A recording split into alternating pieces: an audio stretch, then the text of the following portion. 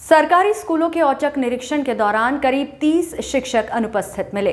जिला पंचायत सीईओ ने इन सभी शिक्षकों को कारण बताओ नोटिस जारी किया है। यदि संतोषजनक जवाब नहीं मिला तो उनका वेतन काटा जाएगा।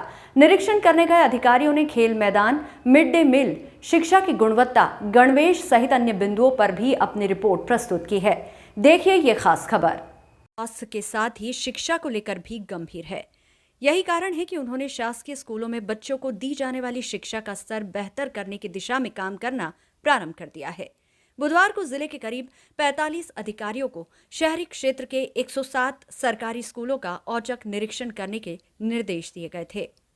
कलेक्टर ने शिक्षकों की उपस्थिति, छात्रों की उपस्थिति, गणवेश, मिड डे मील, खेल मैदान, शिक्षा का स्तर सहित 13 बिंदुओं पर अपनी रिपोर्ट प्रस्तुत करने के निर्देश दिए थे। सभी जिला अधिकारियों ने बुधवार सुबह 10:30 बजे से 2:30 बजे के बीच 100 से अधिक स्कूलों का औचक निरीक्षण किया। इस निरीक्षण के दौरान करीब 30 शिक्षक अनुपस्थित मिले। जिला पंचायत सीईओ सिद्धार्थ जैन ने जानकारी देते हुए बताया कि इन सभी अनुपस्थित शिक्षकों को शोकॉज नोटिस जारी किया गया है। यदि संतोषजनक जवाब नहीं मिला तो उनके खिलाफ एक्शन लिया जाएगा। देखिए, कलेक्टर साहब के निर्देश थे कि स्कूल्स में टीचर्स की उपस्थिति समय पे रहनी चाहिए, पूरे समय के लिए रहनी चाहिए। बाकी जो व्यवस्था स्कूलों में होनी चाहिए वो सारी व्यवस्था स्कूलों में माकूल रहे। तो इसी के लिए एक सरप्राइज़ इंस्पेक्शन कल प्लान किया गया था। उसमें सभी जिला स्तरीय अधिकारियों को, लगभग 40-45 अधिकारियों को रैंडमली स्कूल्स अलॉट किए गए थे और मॉर्निंग में 10 बजे उन्हें कलेक्ट्रेट बुला के कलेक्टर साहब ने वो सूची उन्हें दी कि किस अधिकारी को किस स्कूल में जाना है। उसके बाद वो सभी अधिकारी उन स्कूलों में इंस्पेक्शंस पे गए। इंस्पेक्शन का एक फॉर्मेट हमने बनाया था। उस फॉर्मेट में कुछ विभिन्न जानकारी हमारे द्वारा चाही गई थी, जो सभी अधिकारियों ने, ऑलमोस्ट सभी अधिकारी स्कूलों में पहुँचे और उन्होंने वो निरीक्षण प्रपत्र हमें सबमिट किया है।